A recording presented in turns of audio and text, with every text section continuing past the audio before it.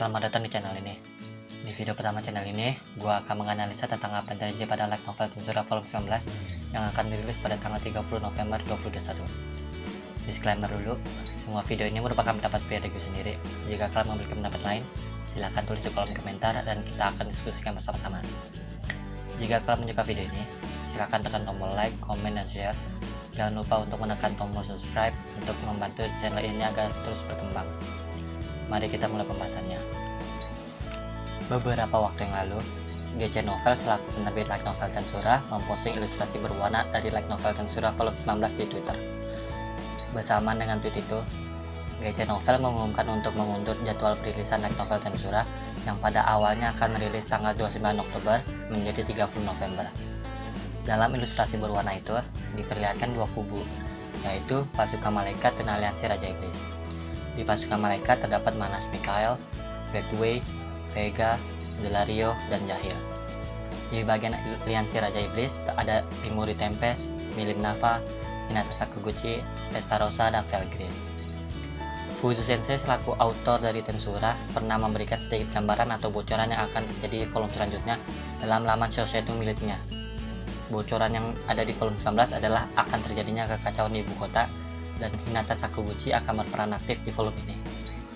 Oleh karena itu, Hinata Sakaguchi menjadi cover light novel Tensura volume 19 dengan pedang Moonlight Rapier miliknya dan Dragon Blade milik Rimuru Tempest.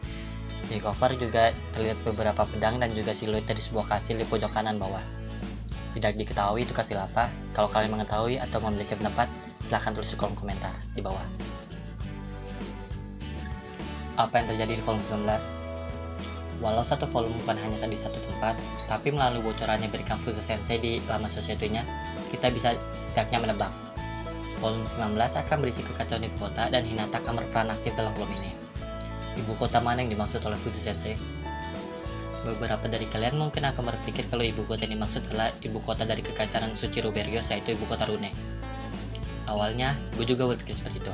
Tapi, setelah melihat ilustrasi berwarna yang dikeluarkan GC Novel, gue berubah pikiran. Ada dua kemungkinan tentang ibu kota yang dimaksud, yaitu ibu kota dari Kekaisaran Timur, yaitu Imperial Capital Nazca, atau ibu kota kerajaan Ingrasia, yaitu ibu kota Lura. Kenapa begitu? Dalam ilustrasi berwarna, terdapat Testarossa dan Felgrin yang berdiri bersama Rimuru, Milim, dan Hinata. Buat yang nggak tahu, Testarossa dan Felgrin berada di Kekaisaran Timur karena pelantikan Masayuki sebagai kaisar. Ditambah, Kekaisaran Timur dekat dari wilayah kekuasaan Milim Nafa. Jadi ada kemungkinan kekacauan ibu kota yang dimaksud oleh Fujii Sensei adalah Imperial Capital Nazca. Di sini, Hinata kemungkinan dikirim sebagai bentuk diplomasi antara Kekaisaran Suci Ruberios oleh Luminous Valentine. Kalau untuk ibu kota Ingrasia, Rimuru menjelaskan kalau Masayuki selaku kaisar dari Kekaisaran Timur ingin mengajak negara-negara di barat atau Dewan Barat untuk bekerja sama. Nah, Hinata di Ingrasia bisa berperan sebagai penengah antara Dewan Barat dan Kekaisaran Timur, sama seperti yang terjadi di volume 10. Untuk di Ingrasia, gue ngambil referensi dari web novel. Dalam web novel, Hinata benar-benar di-nerf sampai disamsakin oleh orang-orang dan Masayuki datang saat itu. Ada kemungkinan peristiwa ini akan diubah dalam light novel. Seenggaknya, ini bisa menjadi gambaran untuk kita. Tujuan dari Manas Mikhail adalah untuk membangkitkan Veldanava, dewa yang menciptakan seluruh dunia di Tensura. Karena itulah Mikhail mengumpulkan Dragon Vector dan Ultimate Skill seri Malaikat. Mikhail sudah mendapatkan dua Dragon Vector dari Felgrin dan Felzard, dan melalui Vegway, Mikhail berhasil mendominasi pikiran Leon Cromwell yang memiliki Ultimate Skill seri Malaikat, yaitu Fury King Metatron. Jika letak tempatnya adalah ibu kota Kekaisaran Timur atau Kerajaan Ingrasia, maka ada kemungkinan tujuan Mikhail adalah Masayuki. Sebagai seseorang yang memiliki fragmen jiwa Rudra, Manas Mikhail akan berpikir kalau Covenant King Uriel berada di Masayuki.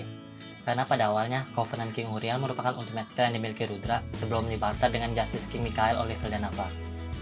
Di volume 18, dijelaskan kalau ultimate skill dibawa ke dalam lingkaran reinkarnasi. Berhubung Masayuki bisa dibilang sebagai reinkarnasi dari Rudra, Manas Mikhail berpikir kalau Covenant King Uriel dimiliki oleh Masayuki. Jadi, di volume 19 nanti ada kemungkinan kita akan diperlihatkan bagaimana kekuatan dari ultimate skill Masayuki yang didapatkan dengan sangat mudah, yaitu King of Heroes. Mungkin juga kita bakal dikasih tahu tokoh atau karakter apa yang menjadi nama dari ultimate skill Masayuki. Ada juga kemungkinan kalau target Mikhail adalah Chloe Obert yang memiliki Hawking Sariel. Tapi karena Chloe berada di Tempest dan Tempest menjadi prioritas terakhir bagi Mikhail karena labirin yang dinilai merepotkan, kemungkinan ini sangat kecil kecuali Chloe sendiri yang pergi keluar. Ya, ada kemungkinan kalau murid dari Shizue diajak Hinata ke Ingracia. Jadi, Mikhail yang mengincar Hawking Sariel memiliki kemungkinan yang cukup besar. Nasib Yuki dan Madut Moderat. Ya, menurut gue mereka sih udah tewas karena serangan jahil yang bahkan menghancurkan Castelleon. Akhir mereka nggak begitu buruk dan menurut gue itu adalah akhir yang sedih karena mimpi mereka untuk menciptakan dunia di mana mereka bisa tersenyum harus berakhir. Jujur aja, ending Volume 18 adalah ending tersedih dalam seri Tensura menurut gue. Feel di mana mereka berbincang untuk terakhir kali dan Lapres yang mengingat masa lalu ketika melihat Sylvia, yaitu istrinya, namun lebih memilih teman-temannya, itu sungguh bikin sedih. Dulu gue nggak suka dengan Yuki dan Moderat, sekarang gue menjadi simpati terhadap mereka. Jika Yuki masih hidup, gue memikirkan beberapa skenario yang memungkinkan. Pertama, lahirnya Manas baru. Greedy King Mamun menunjukkan adanya tanda-tanda kalau ia memiliki kesadaran.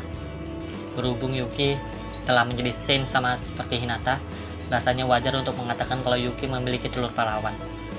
Nah, ketika serangan jahil terjadi, Yuki benar-benar tewas, jiwanya hilang, tapi ia berhasil memecahkan telur pahlawan di akhir dan menjadi true hero yang diakui dunia.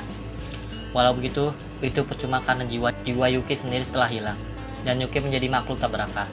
Di sini dari Mamun. Ia mengambil alih tubuh Yuki, sama seperti Mikhail yang mengambil alih tubuh Rudra. Karena Yuki memiliki unique skill creator, di King Mamun akan mengevolusikan skill itu dan menjadi ultimate skill Creation King Ahura Mazda. Karena suatu hal, Mamun menjadi manas. Ya, kemungkinan untuk ini terjadi kecil sih. 2. Rimuru berhasil menyelamatkan Yuki. Sebelum serangan jahil mengenai Yuki, dunia tiba-tiba berhenti. Ini akibat dari pertarungan Velzat dan Gi Crimson di mana Velzat menggunakan Suspended World untuk menghentikan waktu dan hukum dunia, menyebabkan dunia berhenti.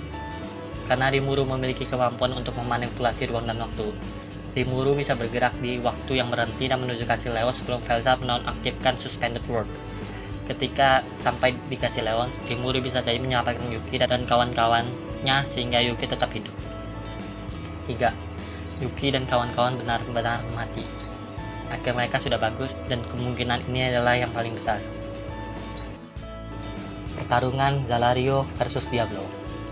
Zalario terlihat baik-baik saja dalam ilustrasi berwarna itu.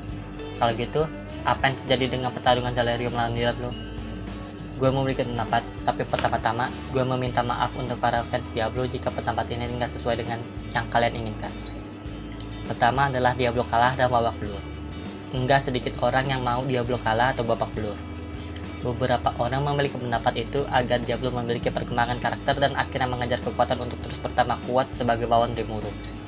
Jika Diablo kalah, ia akan sangat terpuruk kalau Rimuru sendiri memaafkannya. Ini akan sangat pas untuk perkembangan Diablo sendiri. 2. Zalario kabur. Zalario bisa saja kabur ketika bertarung melawan Diablo, entah karena energinya habis atau sesuatu yang lain. Dia nggak begitu yakin dengan kemungkinan ini mengingat Zalario sendiri memiliki superiority kompleks. 3. Pertarungan berhenti di tengah jalan. Ketika pertarungan terjadi, Fairway akan menghubungi Zalario dan memerintahkannya untuk kembali. Ini karena tujuan Fairway dan yang lain ke Eldorado adalah untuk mendapatkan ultimate skill Purity King Metatron. Jika ketika mereka sudah mendapatkan ultimate skill itu, mereka nggak ada lagi urusan di Eldorado. Karena tujuan mereka bukan untuk bertarung, tapi untuk mendapatkan Leon, bertarung dengan Diablo nggak ada gunanya, karena mereka udah mencapai tujuan mereka. Jadi, pertarungan Zalario dan Diablo berhenti di tengah jalan. Pertarungan Velzat versus Gi Crimson. Mengambil web novel sebagai referensi, Velzat akan mendapatkan ultimate skill Envious King Leviathan, yang kemudian digabung dengan Patience King Gabriel dan merevolusi menjadi Asgard Cthulhu. Suspended World kemungkinan akan digunakan di volume 19 ini dan pertarungan intensif antara dua makhluk kuat ini akan terjadi. Ada kemungkinan kalau pertarungan menjadi seri setelah Gi Crimson menenangkan Velzat. Kemungkinan Rimuru mati. Mengambil web novel sebagai referensi, Rimuru dalam tanda kutip mati ketika Great Tenma War. Saat itu, Milim Naval dikendalikan oleh Manas Lucia dan menyerang Rimuru menggunakan Dragon Nova miliknya. Itu juga bahkan membuat Diablo lenyap. Oleh begitu, itu hanyalah skenario yang dibuat Milim dan Rimuru untuk mengelabui musuh saat itu. Plot ini mungkin akan diambil juga ke dalam light novel, ditambah Milim nampaknya memiliki peran penting terhadap kebangkitan Veldanava. Walau tidak ada Manas Lucia dalam light novel, perannya bisa diganti dengan Manas Mikael di light novel karena mereka berdua berasal dari ultimate skill yang sama, yaitu Justice King Mikael. Gitu aja untuk video kali ini. Kalau ada yang kurang, silahkan tambahkan. Jika ada yang salah, silahkan koreksi. Kalau kalian memiliki pendapat sendiri, silahkan tulis di kolom komentar. Sekian dari gue. Terima kasih, dan sampai jumpa di video selanjutnya.